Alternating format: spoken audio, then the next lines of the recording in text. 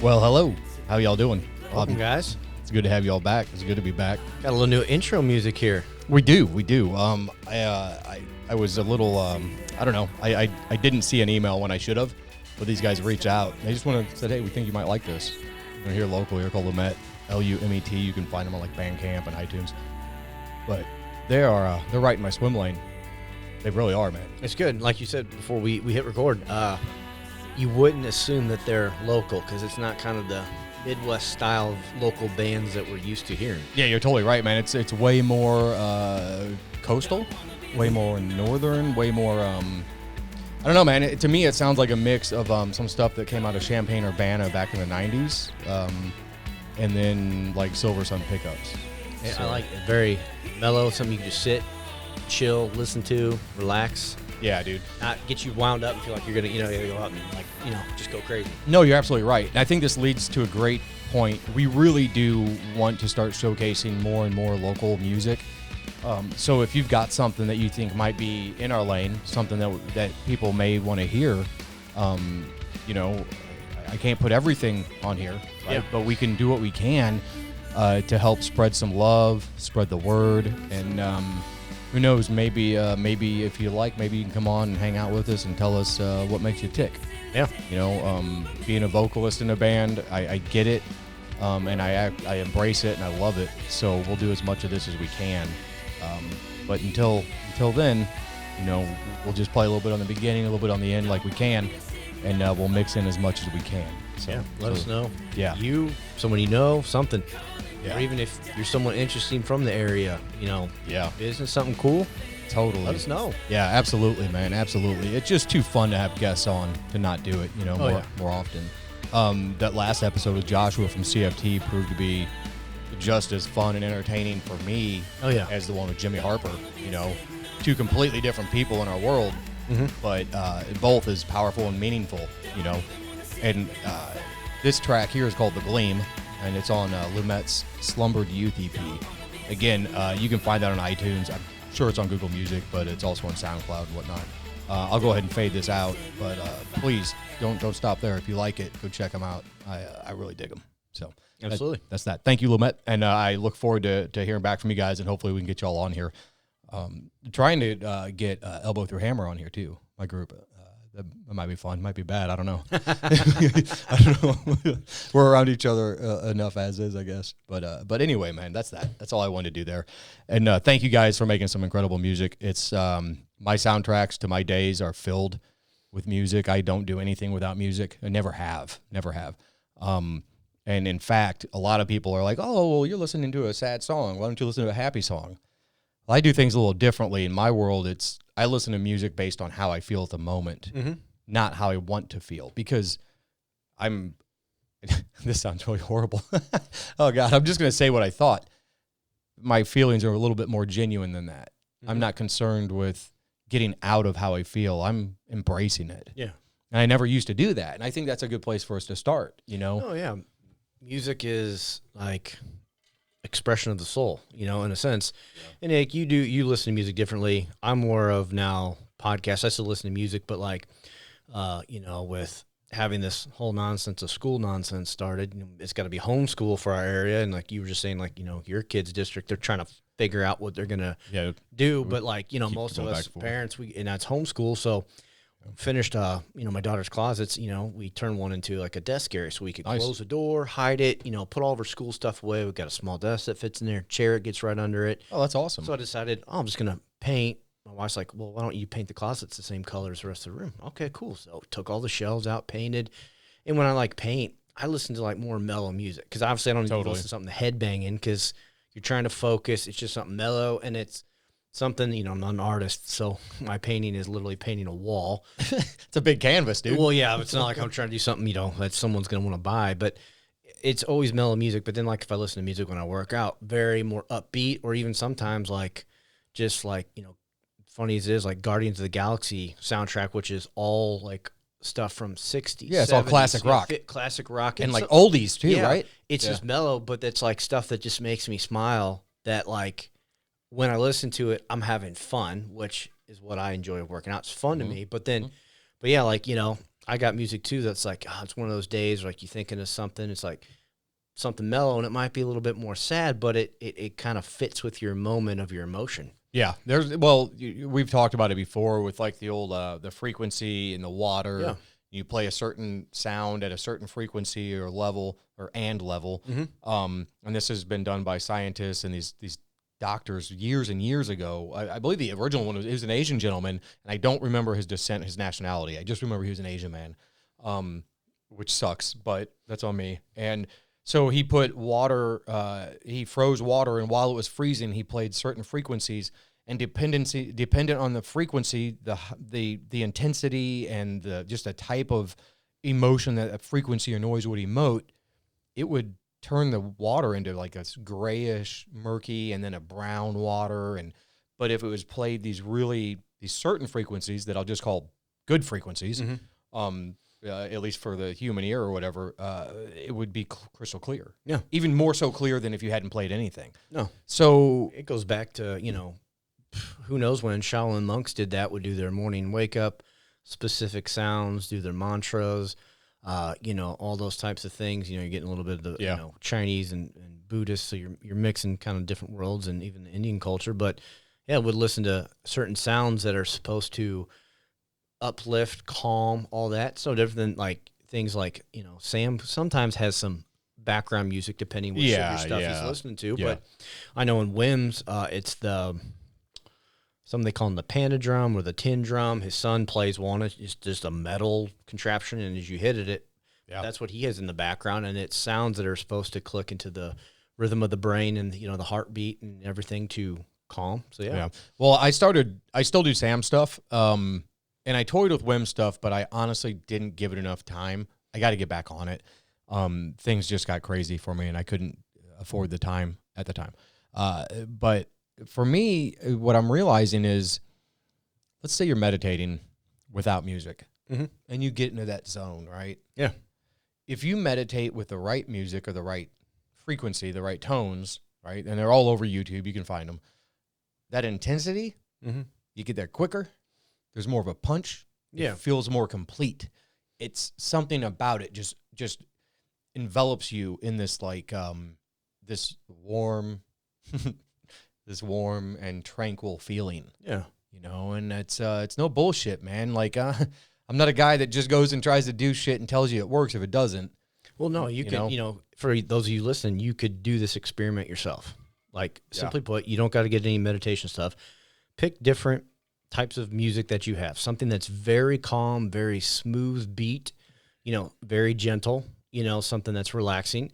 And then, if you don't have heavier metal stuff, but pick something that has more upbeat, maybe a lot like double bass, like something that's going to up.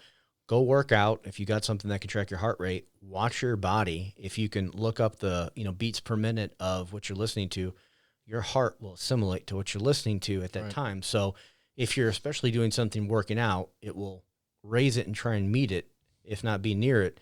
But if you want to be calm, pick something on that level that's more calm, and your body will stay in that rhythm. It's not like if you listen to heavy metal doing nothing, it's going to spike it, but you will notice your heart rate will naturally go up to what you're listening to. I've noticed that my body responds a lot more so, at least in the moment, because some of these do things and you don't even know they're doing them, right? Like while you sleep or whatever. But if I listen to the deeper tones, like down in the hundreds or 200s frequent or megahertz, wow. I mean, that resonance just goes through me. And it's very intense. Oh, yeah. Especially if I'm in that moment and I'm just in that zen, like you can't get me out of it, right? Well, that's why I like the Tibetan or the Buddhist singing bowls. I still got to bring that in sometime. Dude, I got to get one. I've been horrible. I think Kelly bought mine, and Reese, my wife and daughter got Earthbound. They sell them. It's not. Where's Earthbound at? In the mall. Oh, that big like hippie store. Yeah. Duh. They got it there, but you can. There's like the Dharma shop online. They actually get stuff in from Tibet. Now you can buy actual, ancient Tibetan bowls, and you're going to pay for it, but they all have their different frequencies on sound. But some people too, you can even replicate it with different glass and then put water in it, and do your thing. How do you feel about that? I've got some opinions, and I'd love to discuss that, sort of hash this out. Like we've talked about this before. I'm a complete contrarian my whole life. If it was on the radio, no, sorry, don't want to. If it's in the theater, nope, sorry. I'll take stuff that's been around longer or that you don't know about. And I don't know why I'm like that, but that's how I am. So with the singing bowls or the sound bowls, you can go on Amazon and buy one. Yeah, you could. Same thing with like the Panda drum or whatever they're called, like steel. It's not steel drum would not be what you're thinking of. I know what you're talking about. But if you guys look Panda drum up, you'll see it too, and you can get that can start cheap to. Oh, you can pay out thousands for them, for those. So and that leads right back to the point I was trying to get to is, what's the difference between having one sent in from Tibet, whether it's antique, ancient or not? Maybe it was just made by Tibetan monks. That would be cool. Yeah. But if you get something from Walmart, the intent is the same. It is. So is that a difference? And I'm sure the quality and the resonance would be better from the people that like created it. But if the intent is the same by me, the user, does that change the quality? I would say not. I think you have to look at it in the terms, which was a phenomenal question, by the way, is like you have to look at it in terms of what are you wanting out of it? Are you wanting it for simplistic of the sound, just to have one? Or are you wanting to dive a little deeper into the culture? Totally. The religion of how far this goes back to. Do you want to have an actual piece of, history from one of these countries of something that you're wanting to practice to do? Yeah. Like certain people collect art and certain things. Like, I guess that, but I also would think from the spiritual side that when you would play the sound bowl, that maybe is from Tibet, you're getting all of that energy, however many hundreds of hands it could have touched or however many years it's been in existence, you're getting a little bit of all of that to you because it's had a rich history of its creation. Yeah. Where it's been, sung. Totally. Who's, made it sing.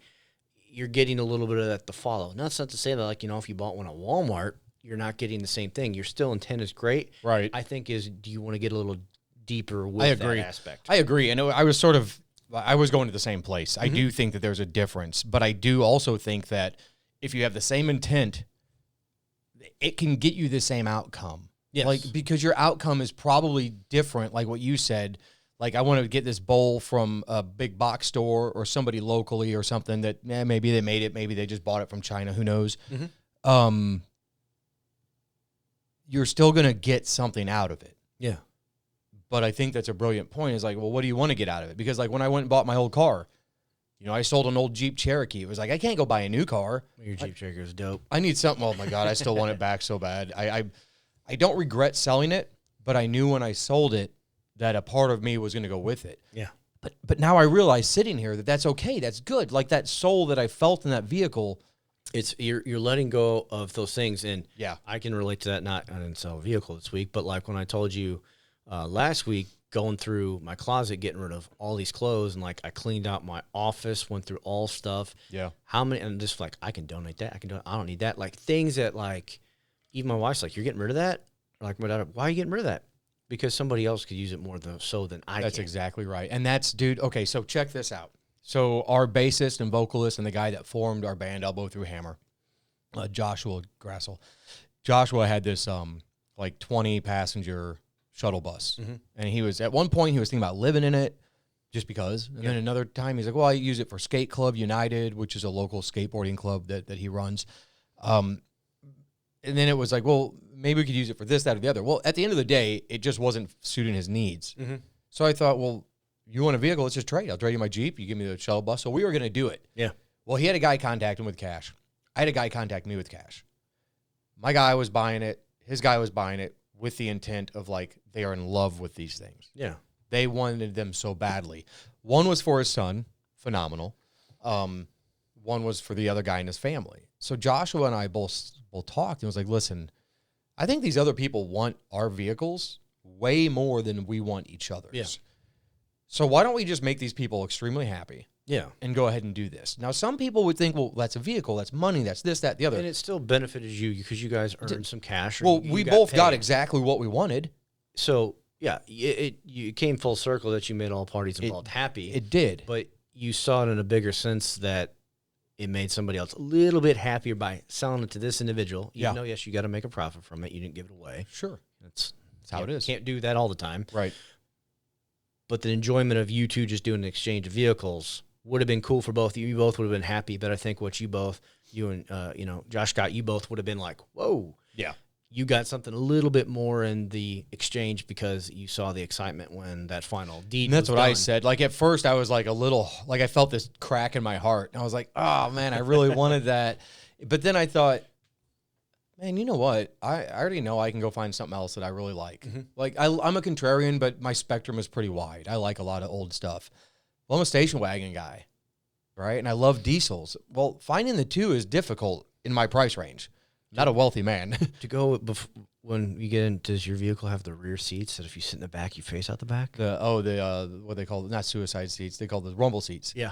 No, it had the option, but it does not. It has everything else, but it doesn't have that. And I wanted those. Old Fords had those. Dude, I rode in the back of a station wagon from Alton, Illinois, so just outside of St. Louis, Missouri, all the way to Fayetteville, North Carolina, in the back of a station wagon that did not have those seats. Probably 14. And it did not have window tint. I boiled the whole way, dude. It was miserable. No such thing as tint back in the day. Nah, dude, nothing. Like, what are you going to do? You're back there sweating, and there's no fans. There's nothing. No vents in the back no of the vents, no day. windows open. No. Nothing. You're back there losing weight. You're prepping for a fight. I have a newer vehicle, but trucks didn't do this. There's no vents in the back of my truck, and it's newer. That was a thing like trucks just started doing because it was like, oh, you own a truck, you're doing construction, Right.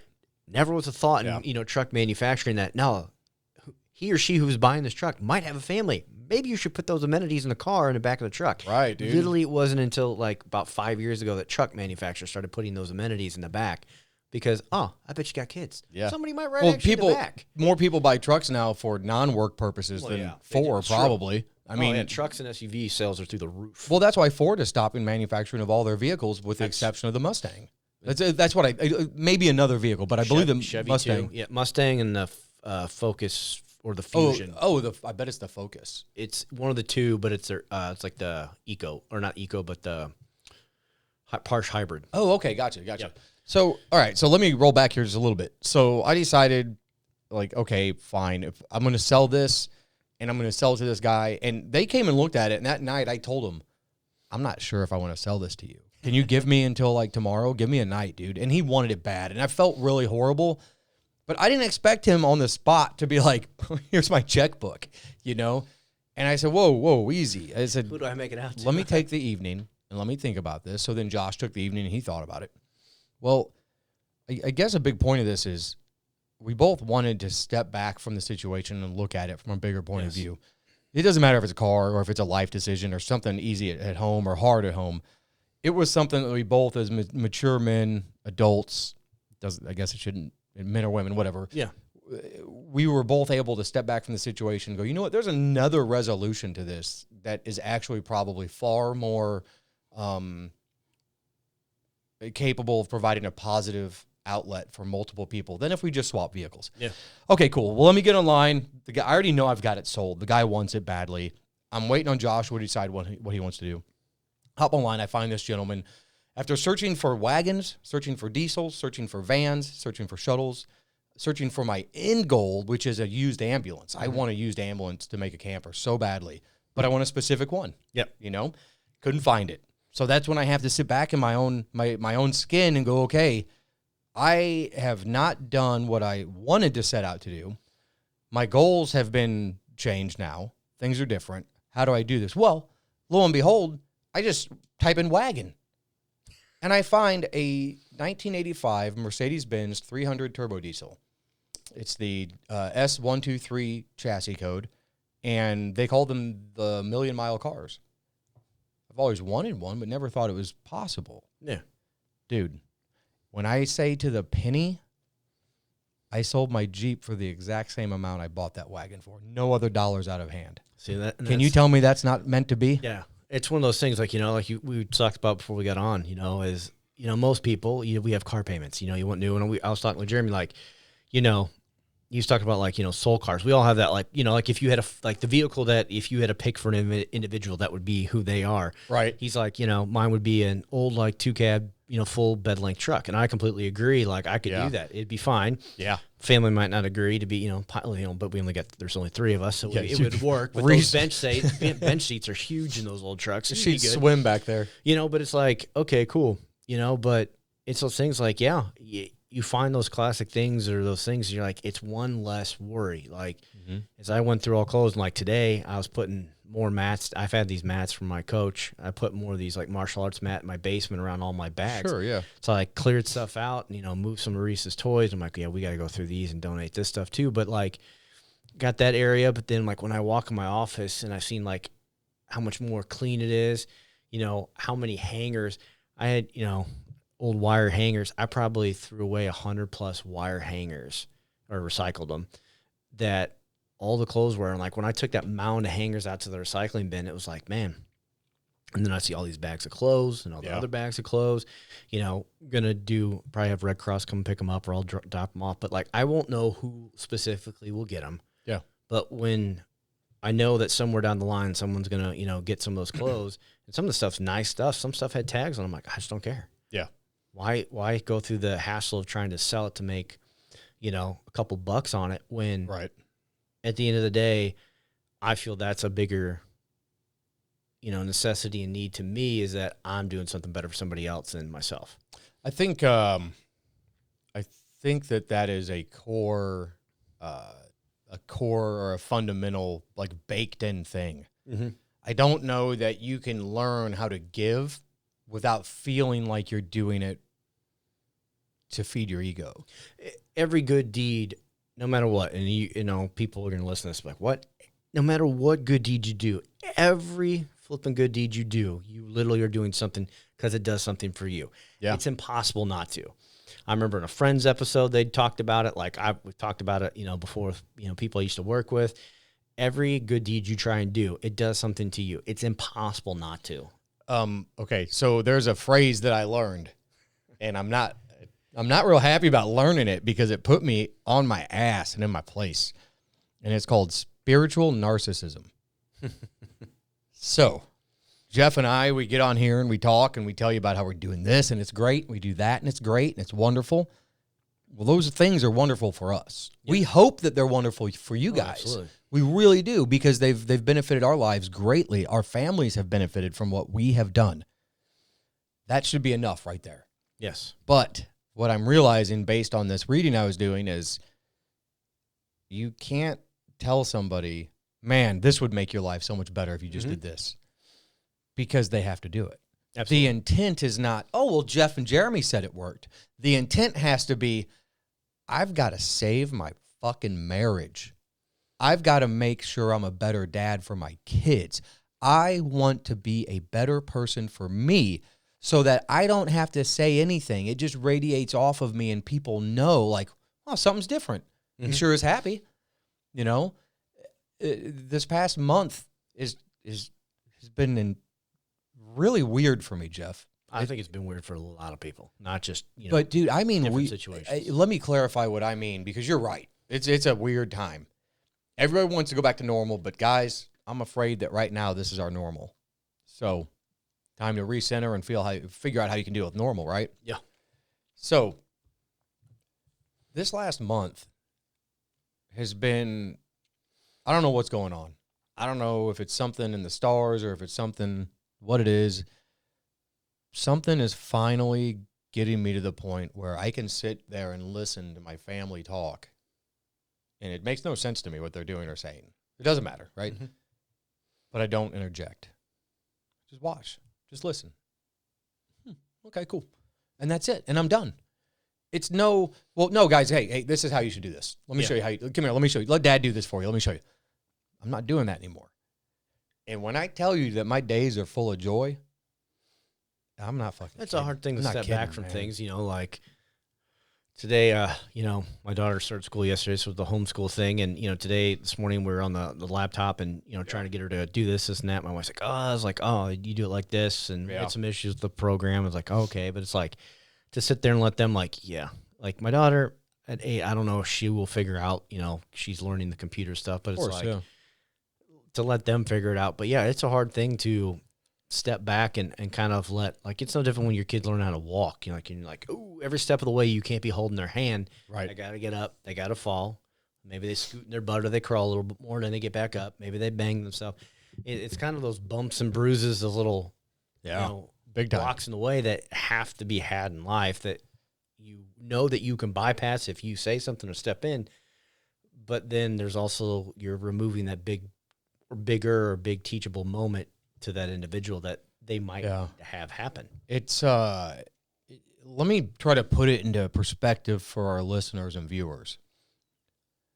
I've been living my life the past couple weeks, including today, and hopefully it keeps going on. I'm going to try my damnedest, in a manner that allows me to be happier while also empowering and enabling my children and my wife to do things on their own and without my intervening or my interaction, or like, even if it's just me, dad, the coach, or me, whatever, trying to help, I have to let people make their own mistakes. They're not going to die. Nobody's going to get injured beyond, repair. And when I tell you that just stepping back and not trying to be super dad every minute has made me more of a super dad. It's made me more of a husband. It's made me more of a human, because my life is, I don't know, things are changing for me somehow, and it's hard to explain it without people being around me. But I swear to God to you, any one of you, if I put my hands on you right now, you could fucking feel it. It's amazing. You say all the time, we live in the fight or flight. Yeah. We're no longer in the fight mode. I'm not. You were right in the middle. I am. And it's been, I've only, like, I'm not losing things in my mind anymore, where before, like, we'd be sitting there talking and something just fly out. It's easier to hang on to things for longer. I've become more creative again, in my work and in my pleasure. I've started writing more, and it's more coherent. It's more like, oh, when I go back to it, now I understand. Yeah.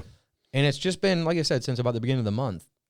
But I know it's because of the changes. I know it's because of, like, pulling alcohol out of my daily ritual, pulling myself out of my own head by saying things like, is this helping your family or yourself right now? Yeah, that's a big thing, like, to think of, no different than talking about earlier with the cars. Who am I really helping more? Yeah, dude, who's this for? Yeah. It's, and all too often, we know that we're doing things for ourselves, but, man. With what intent? With what intent, dude? With what intent? What is your intent with everything you're doing? Yes. And again, like, many people talk that way, but, like, Alan Watts was always big with that. Like, what is your intent with what you're doing? Yes. And other, philosophers, same thing, Lao Tzu and those guys and stuff like that. And even, like, some of the Sam stuff, like, what is your intent when you're thinking about something or doing something? Are you doing it, like, just to get it done? Are you doing it to, complete it as fast as possible? Or are you doing it because, it'll satisfy them? Or are you doing it because it'll satisfy you? Or are you doing it because it's just something that is a necessity? There's many ways you can look at your intent, but you got to take a step back of, like, like we were talking about before. Are you doing a good deed because you just want to do a good deed? Yeah. Or are you doing it because your real true intent is the good deed of whomever it's going to affect? That's going to make a massive difference on that individual. Yeah. Type thing. Well, I already know that the things that you and I do at home shape our home. It's just like what our wives do at home. It shapes our home, right? And when your wife's doing something different than you are, all too often we say, hey, what are you doing over there? Why aren't you doing this? Instead of realizing that if you have two different pens here, right, they're not the same. They're totally different. They both have a purpose. Big, heavy-duty, masculine, sleek, lighter, feminine. I don't know, whatever you want to call it. I can't be this. She can't be this. But we both have to be half at least. Yeah. We have to both have masculine and feminine. We both have to welcome what they're doing, what they're thinking into our space, because without what they're doing, we're incomplete. No, that's true. We're not the same. We're not enough without the other person once you find the right person. It's true. And it goes all back to, the yin and the yang talk of you are a mixture. So instead of the yin and the yang of the good and the bad, you look at each other as, whether you want to use masculinity and femininity or whatever it may be, traits. Right, up and down. You could put your traits into the yin and the yang. You got the mix of each, we have this. But then those little circles that are in each of you are little of those traits that merge. But technically you would probably be bigger circles than what's in the yin and the yang because, typically your partners and, you have a lot. Typically you're not on opposite spectrums. No, right, of course. And you can be, but those are the times where you have to view it as a challenge, not a bad thing. Like, oh, man, what am I not understanding here? Yeah, and right? It's that mold, but it's no different than our children are a mixture, let alone truly of our genetics of each of us, but they are a mixture of our personalities and our traits. And so it's those things like you'll have those moments of what are they doing, but maybe you don't know what's going on. It's like take a step back, like you're saying, and okay, what are they doing here? You take a look back and see, maybe you don't see what's, rolling through their head right now, this vision or whatever they're doing. It's like, okay, let's just let it unfold, see what happens. Kind of thing. Yeah. Yeah, man. When it happens, when you let it happen, when you watch it happen, and then it comes like full circle and everybody's okay. Mm-hmm. Well, that's enough right there to tell you that you don't have to have your hands in everything. No, you don't. And that's my problem. It's not possible. It is, but only for a short amount of time. Yeah. It's like a control thing. You want to have control of every aspect of that. Like I know some people, they're like, I will never be in a car with somebody. I don't want somebody else driving. I know there are people like that, they don't totally. And I kind of get that way sometimes. Like, I'm like, I'd rather be in the driver's seat, even though I don't enjoy driving. It's just painful. Yeah. Sit there for whatever amount of time. But it's like, it's those things that you want to have control, but we have to realize as much as you want to control everything in life, you can't control anything in life. Why do we want to control somebody else? Because we cannot control ourselves. That's a good point. I've lived that, so I'm going to say that. I'll throw that out there for everybody, and you can tell me I'm wrong. But at least for me, I lived my whole life trying to control the scenario, the moment, the people, the time. And I don't mean by like grabbing people and place them. I mean like just allowing my energy to take over the situation. It shouldn't do that. But I had so much of it. And everywhere I've gone throughout my life, people have sort of bent to my will. And I never meant for that to happen. I meant to share my will. I meant to involve people. Mm-hmm. But because I shared my vision or my dreams or my will, if you will, in a very specific and granular manner, it became a finite impossibility for people. They're never going to get to that little speck of what you want. No. And that's the thing. Take a bigger look at this picture. What does man try to impede and control? Everything in the world. Everything. Nature.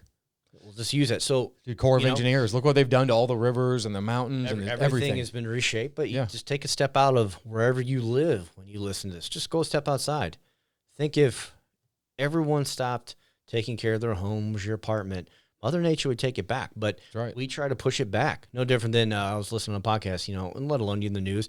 You've heard more about animal attacks lately. Well, guess what? We've been trapped indoors for how many months, and then now we get a little bit of freedom, and no different what you and your family did. Right. Let's go out into the woods. That's where most people are going because that's about only places you can go. It's safe. You can't really go to the big theme parks, and people aren't going to beaches. Okay, it makes sense. Totally. Well, more attacks. You can't blame the animals. We're in their world in a sense.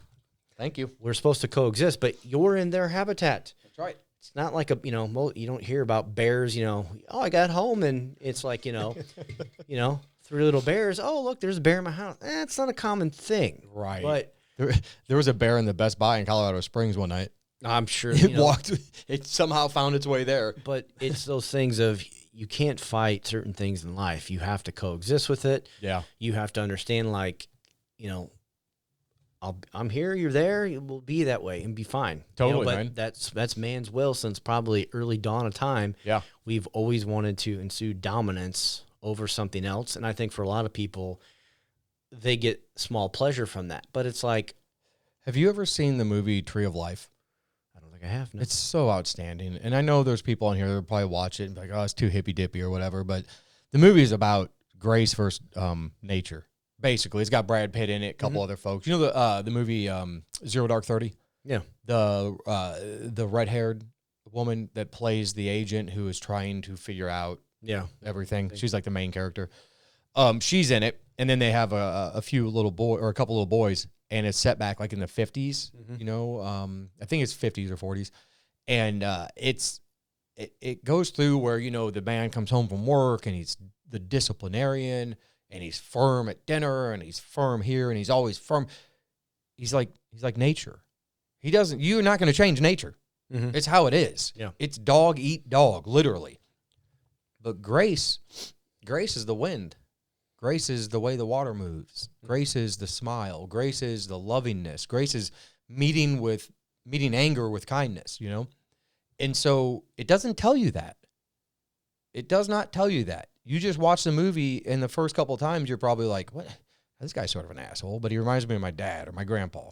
You know, constantly, rah, rah, rah, you know?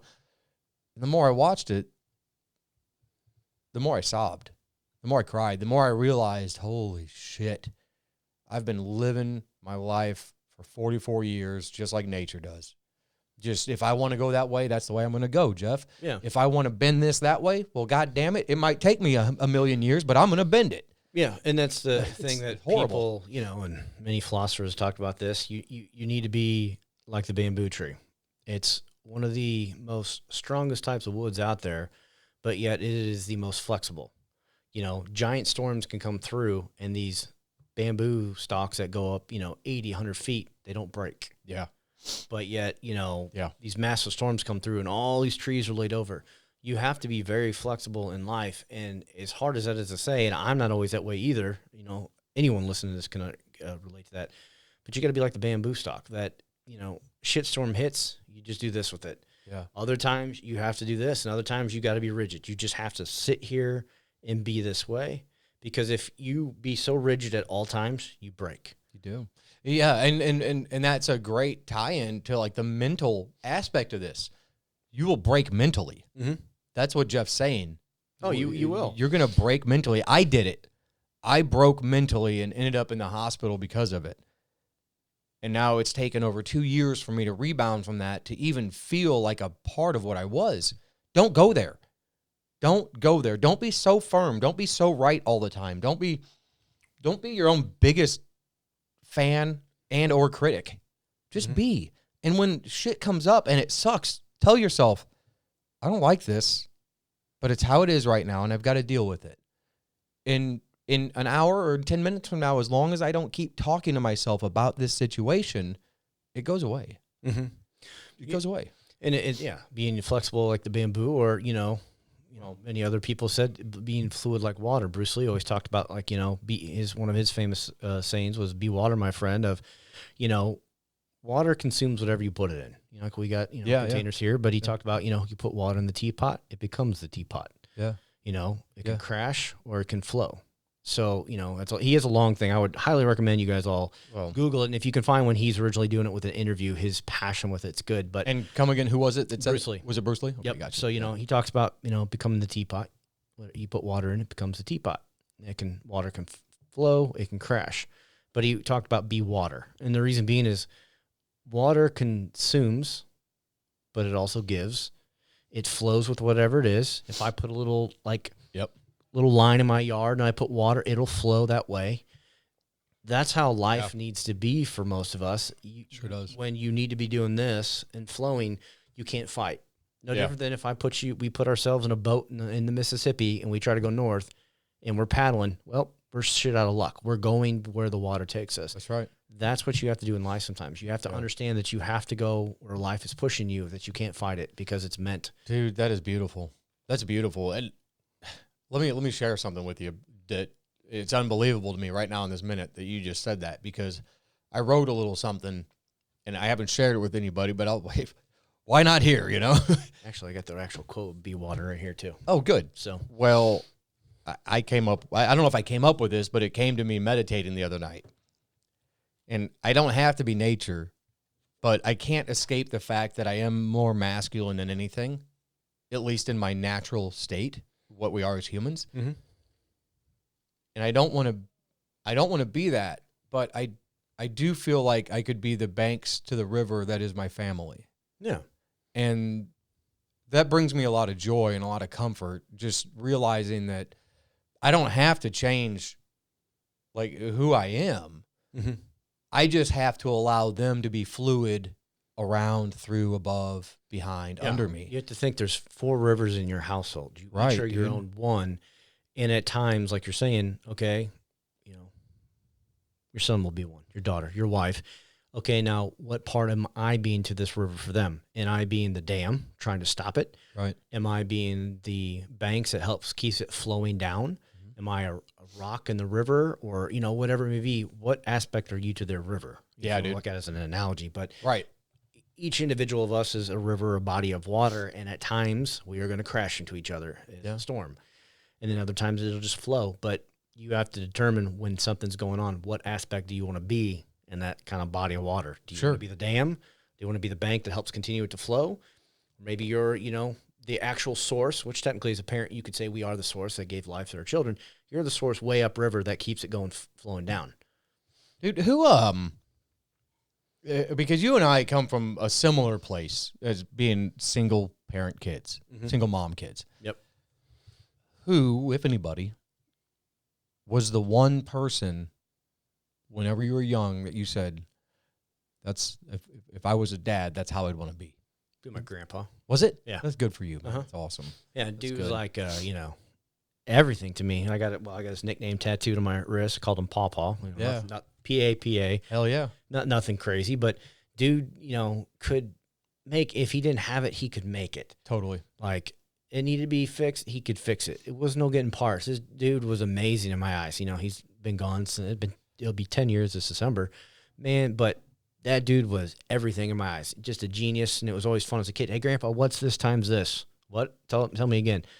It was blah, blah. He'd spit that number out, and it's just like, damn. Did your grandpa finish school? He got through high school. Oh, okay. He had full rides to many colleges across the nation for track and field. I believe he still holds his long jump record in high school. Really? So he died in 2010. I think he was 90, 91, 92. So you got to think 70 some odd years.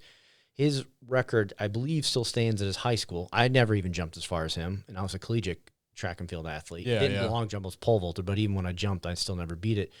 But they lived off of a main road here. Silver Creek's a big creek that flows through everywhere around here, and that ran through their property. Right. His dad, my great-grandpa, a horse and buggy got stuck when the waters were rising, and my great-grandpa went out to go save the family, get the buggy pushed. So as he did and got the family saved, the water picked up, and he got strung, and he drowned. Oh, no. So my grandpa, being the oldest in the family, back in the time, he had to step up to be the man, so he finished high school, and he took over the farm. Gotcha. But so he never did. What but a story. It would be weird to see what happened because he wanted to be an engineer. He could, like I said, math, science, those things. Dude was amazing. Yeah. I wish more technology existed that things could have been in his favor, but you know, that's how it goes. But yeah, it's those things. Like I'd say, like, you know, if you look to a whole family, he was the banks and the source of the river. Yeah. He kept everyone in the family within the water where you're supposed to, that you didn't go over the banks. Yeah. You didn't make a left, right turn when you weren't supposed to, but he kept the source flowing at all times. That's what I'm saying, man. That's my inner like goal, right? Like that's the movie that I play my life to. I try to. It's like, how can I become that man more? And I think that the things that we do and talk about help us get there. Yeah. You know, I really do. I had my grandparents, both my grandfathers, they died a little prematurely from cancer, both of them. One lung, one, oh gosh, what's the other one? Not lymphoma, not non-Hodgkin's. It's, gosh darn it, leukemia. Okay. And so anyway, but both men were the same cloth. They were both, hey, Grandpa, what's 80 times 12 or what's 80 plus? Oh, bam, got it. Well, my grandpa didn't finish, I think he was past, one of them didn't finish past 5th grade. Mm-hmm. That's not uncommon at the time. Yeah. As smart as a whip, you know, and one of the hardest workers you'll ever find. But I didn't, for some reason, when I was a kid, I didn't look to them as that. Because one of them had my maternal, my grandfather on my mom's side, had kicked her out of the house at 15 years old because she was pregnant with me. I held a lot of resentment about that because my life sucked as a kid. I didn't like it. It was not fun. Yeah. So I held him responsible for that until I got older. Then I understood. I was like, okay, I get it. She was a shithead. She shouldn't have done what she did. Whatever, I got it. My other grandfather, he passed away. He's the one that raised me for the most part. But my guy wasn't either of them. It was a fictional character on TV. And when I tell you this, it's going to be hilarious. I can't wait to get this shit from all my friends, but oh well. It was Michael Landon in Little House on the Prairie. I actually have every single episode. It was a good show. I watched this kid. So still on TV, for me, syndicated. For a kid that dealt with, whether it was just poverty or homelessness or the drugs and alcohol or just shithead people around my house, my mom, whatever, that show made me think that it was possible to be a strong, firm, but compassionate and loving person. That's one of those few good shows that existed that need more of nowadays. And there's some out there, but sure, that's not what seems to be the household way. Even when that obviously was filmed, 80s or 70s? Yeah, it was later than when it took place, obviously. But obviously it takes place back in the prairie, the olden times. How he acted probably isn't what most of Americans or society thinks depicted at that time how a household ran. Right.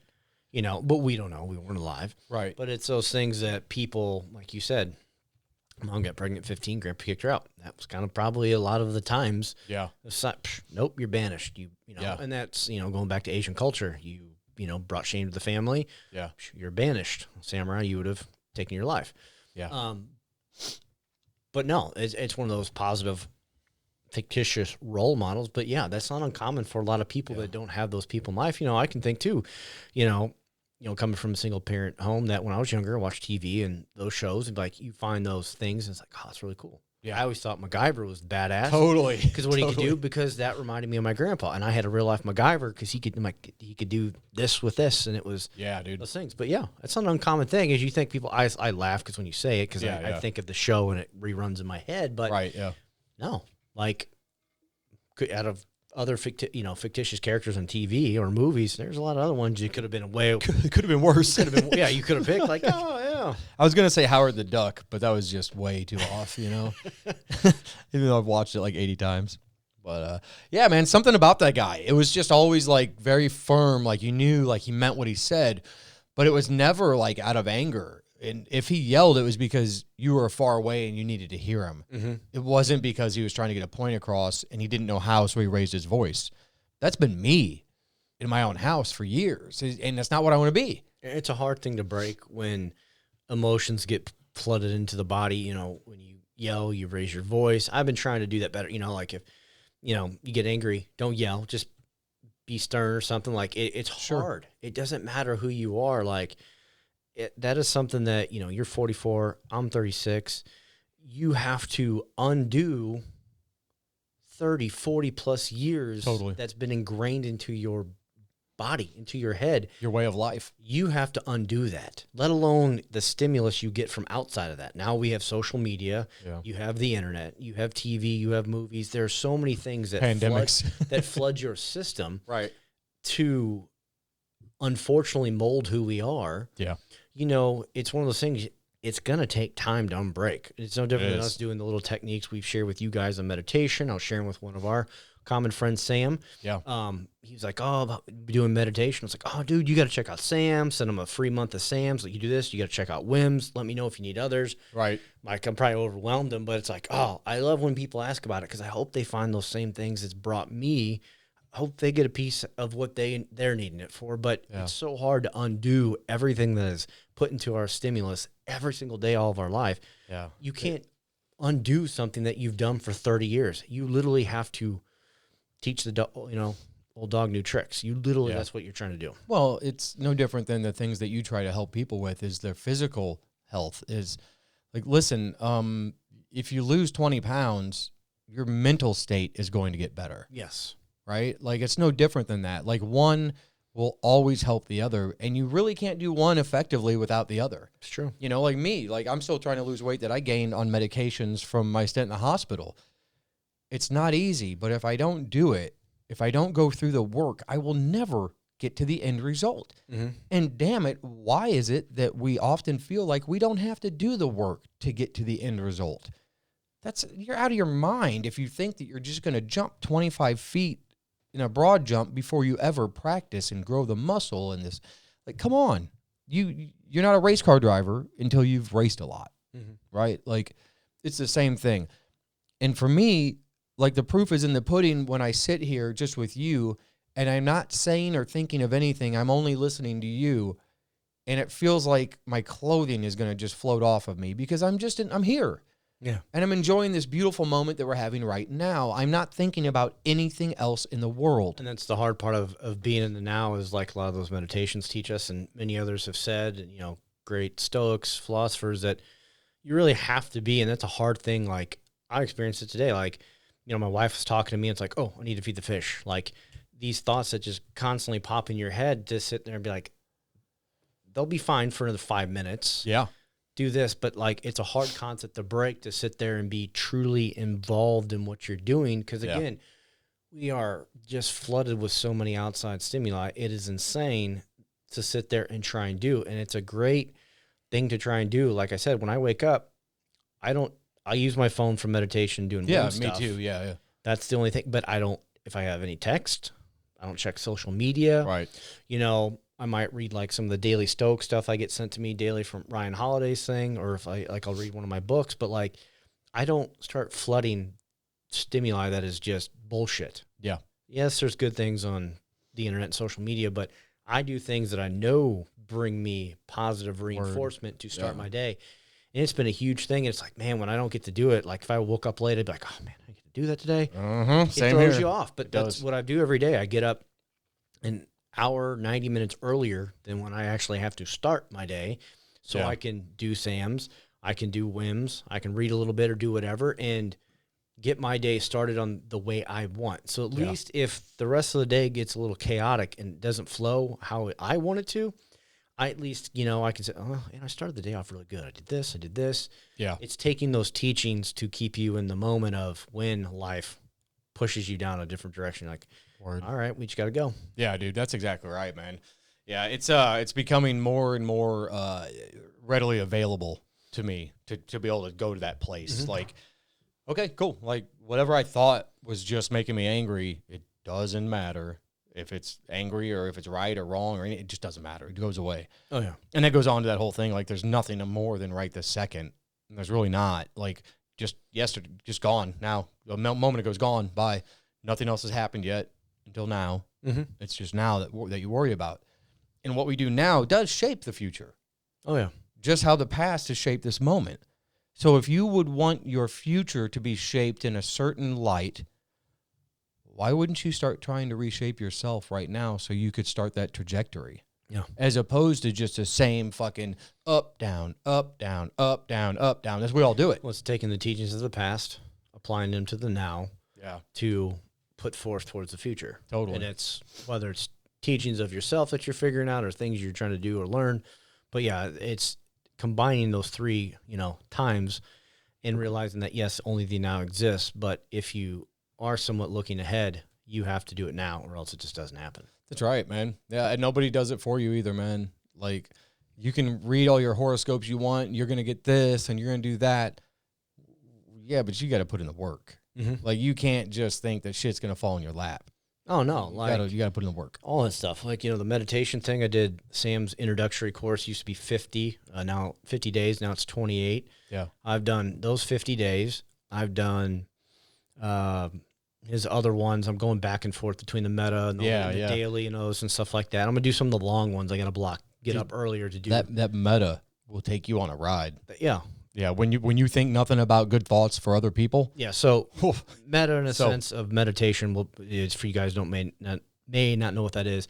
That is whether you're taking positive or negative thoughts. As you're meditating, you're putting those in, and then you're reflecting on the emotions it brings.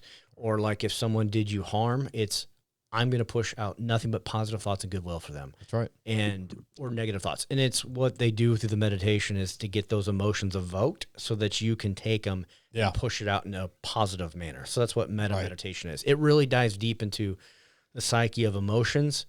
And so if you are new to meditation, do not start there. It No. will mess with you. You'll be crying in the middle of a damn But that's episode. what I do. But then I've been doing Wim's little routines of breathing, I think now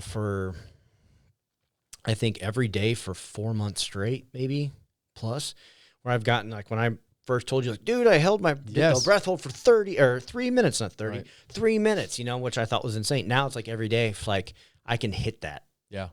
I can almost do it on my first go into it. Sure. Because I know how to just settle my mind and my body.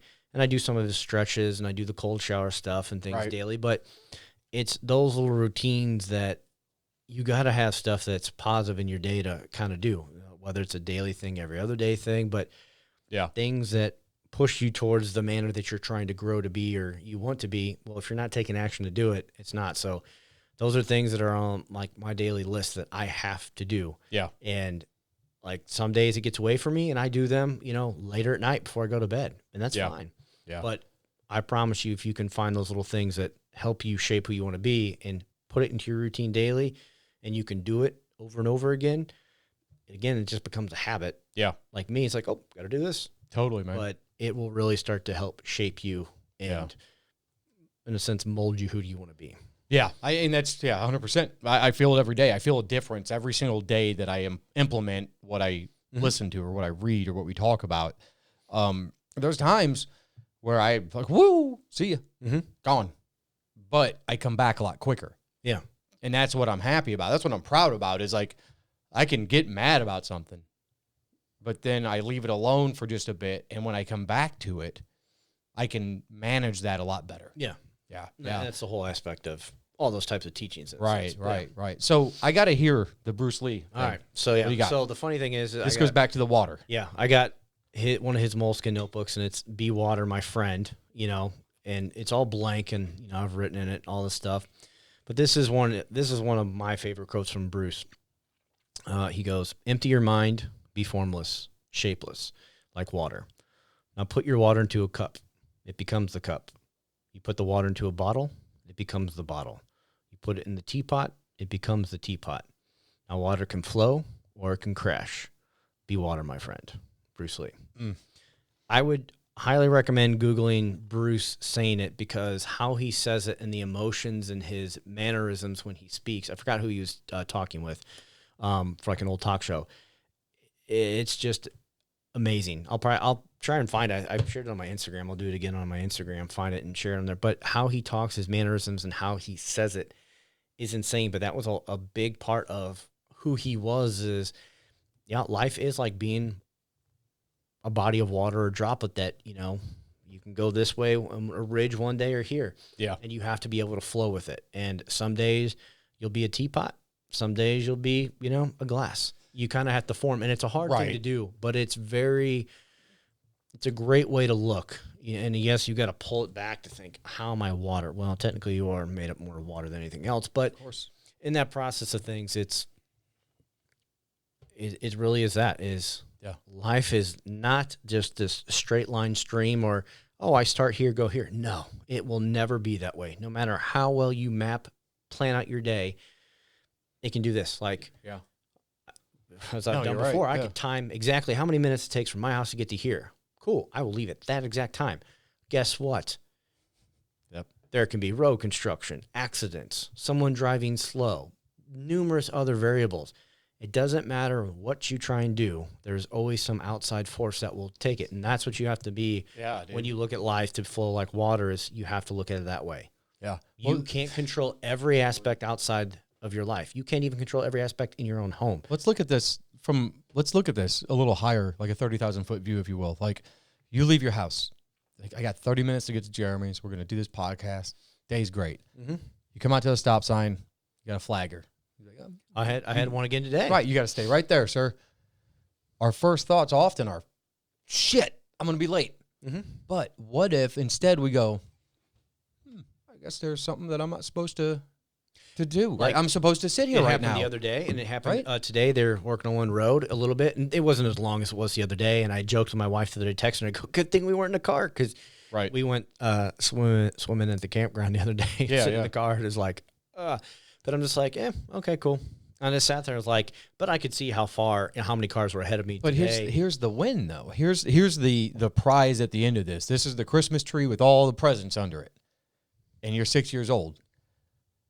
When you get to where you're going, and I just pull up at the same time you did, and I'm like, whew, thank goodness, man. I was running a little bit late. And your mind is fucking blown. You're like, I would have been here early waiting. Yeah. But that's how this shit works. And that's the universe. It's the things of flowing with those things. Like, thank God I don't have to drive over in St. Louis traffic anymore. I won't have to. I don't, but like, bless you who do, and those who drive into bigger cities around, that are listening to this, watching us. Like, you have to understand that those are things you just have to deal with. You could leave 2 hours before you have to be somewhere. Yep. And it might only take you 30 minutes. That doesn't mean you're going to get there in 30 minutes. That's right, dude. And you might want your family to behave in this manner. You might want your son or daughter to stop doing this or that. They are not going to change because you say anything. They're going to change because you do things. Yes. And you don't do things like beat the hell out of them or yell at them or smack on them or anything bullshit like that, like what our parents would have done. Get the goddamn hairbrush across your head, Just be. Just accept what they give and take it and love that they're giving you anything. Because trust me, I got 2 tween age kids. And if I'm realizing that if I took everything they said with anything more than a grain of salt, at least right at first, I'd be crazy because there's times where it doesn't feel like your children give a damn about you. Yeah, your kids are older than mine, so. Well, yeah, this is the time, though, when they start to do these things, where they start to behave like it's like the totally old different adage, people. Probably almost every kid can probably have said this. Some may not. Oh, I hate you. They said at a point in their life, I hate, say you hate your parent. Right. You know that they don't. Right. It cuts through the core. I'm sure if they say it and you're like, oh my God, like you could have feel your whole world's ending, but they don't mean it. Totally. It's taken out of context when it's for the moment of enragement that they take it to do. But it's no different than we talked before. If I really wanted to cut you down, we know how to do that to people that we really know. We know exactly where we need to hit to make them lethal cuts. Yep. To belittle them down with emotion. Yeah. But totally to a stranger, you don't, because you don't know them. One word might be it, but it may not, Right. No different than like, somebody would flick me off driving. Cool, dude. Or, what? Great. Bye. Yeah, have fun. I give those guys thumbs up now. Like, I do. I just give them thumbs up. I haven't got one in a while. So I got one last week. So like, well, even if I do, it's like, I don't put it in my head. Like it goes. Yeah. You don't get that anxiety. Yeah, when I would drive to work in the morning and people are trying to get over and this and that, and like, someone thinks you should let them, like all the time. I just remember like, but I remember like it's just those things you just got to let go. Right. And just move on. It's to nonsense, the next right? Yeah. It's nonsense that like, it doesn't go back home with you unless you let it. Yeah. It doesn't go to your destination with you unless you let it. For me, I was laughing because I was in my Mercedes 300 turbo diesel wagon. And at the time I hadn't been able to tune it and fix it and get it to where it could accelerate properly. Well, now it's a different story. But then that's why I'm getting on the highway and I'm sorry, but I've got to get over. And there's a tractor trailer like 100 meters behind me. So I'm going to get over and I have to. So I start getting, the horn and the finger flicking. Like, dude, there's nobody next to me. You could have just gotten over and went around me. But I'm not gonna sit here and care about it. So instead, I just give the guy a thumbs up and smile at him, and that's it. And that to me is probably more mind bending for him. Have like a pre-made sign, just like love you, Germans. Dude, the Germans, they can't flick each other off. They'll get a ticket. They get fined. So they hold up yellow and red cards from soccer. Can you believe that? It's hilarious. It works, and it's no harm, no foul. Just like, hey, you did something stupid, buddy. But they take that driving shit seriously. If Moon would be listening, I think that would be something he would do, being the soccer enthusiast. Oh, I think so too. I'm sure, dude. And Moon, if you are listening, yes, and you don't have one, you need to go get one. Get some cards. I want to hear about it. We need to hear about it on your guys' show. We need to start this shit. Soccer cards. We need to get them right now. Penalty cards. Yes. Let's start doing it. By selling out. Hey, I'm going to play it against sports tomorrow. What is it? What is a red card? I got a red. Dude, I was on the highway. Some dude gave me a red card. What the hell? Yeah. Oh, you're driving like an idiot, man. That's why. Yeah. You're lucky. Yeah. You didn't get it. I mean, you're lucky you didn't get pulled off the game. Oh, man. Man, Jeff, thank you so much for another awesome episode, dude. It was a good one today. Oh, it's outstanding. I got to tell you, man, I'm blessed beyond words that we sit here and we do this every day. And I think that that eventually maybe we'll become even better people for it. I hope so. I sure hope so. And I hope that all you guys and gals out there in listener land got your ears screwed on tight, because we got a hell of a lot more to talk about. Absolutely. Never ending. Heck, we didn't even get into half the shit we want to talk about today. But anyhow, one thing that I do want to do is I just want to make sure that y'all are aware that we do not do this. Pardon me just a second. We do not get to do any of this without you guys. We're aware of that. And not only are we aware of that, but we absolutely, hold on a second, I'm doing two things at once here, guys. Not only do we realize that you guys are there for and with us, I want to figure out a way to be able to start getting you guys in on some of these conversations. And if you think that maybe you'd like to be a part of this, maybe you got some stuff you'd like to ask, you'd like to add to, well, we'd like to have you. Absolutely. And, we've got a phone system here now that'll accept y'all to call in and whatnot. So my idea, Jeff, is this, is that maybe some of these we actually start scheduling and doing them live. Oh, that'd be fun. Right? Do it live on Facebook, live on Instagram or whatever, and we can have the laptop open. We can answer them here. We can do whatever we want. Maybe be a little bit longer than normal, but I'd love to start doing that. That'd be awesome. Okay, good. I'm glad to hear that from you. Oh, So, I'm not gonna argue that. It'd be fun to interact with people that listen. It's always fun when we, premiere something new, see the comments, or somebody messages us. Like that's the cool part. Like, oh man, listen to the podcast the other day. I was like, that's the cool part about it. I had somebody tell me the other day, a good friend of mine, another veteran. He was like, man, whenever I listen to you, it feels like I'm sitting in the room bullshitting with you. And and that's what I like the most, because it's just talking. It's just about some shit that you think is important. Mm-hmm. And I said, well, damn, that's great, because that's what we're setting out to do. Perfect. I don't want anybody to feel like any of this is forced or anything. Never. Man, it just feels so good to be here. Absolutely. It really does. So every day is a blessing. Find those little moments, guys. I tell you. For real. Could have had the worst day yesterday, but if you woke up today, you're already a head start. Absolutely, man. Absolutely. And with that being said, we're gonna go ahead and head out here, and we're gonna go out with some Lumet from St. Louis, like we talked about earlier. Guys, if you're listening, get a hold of me. Let's do this. Let's get you on the show. Absolutely. Thank you, guys. Thank you very much, and we'll see you next time for episode 18. Yes, sir. Wow. All right, guys. We love you guys, and we hope that you enjoy this, and we'll talk to you later. All right. Love y'all. Peace.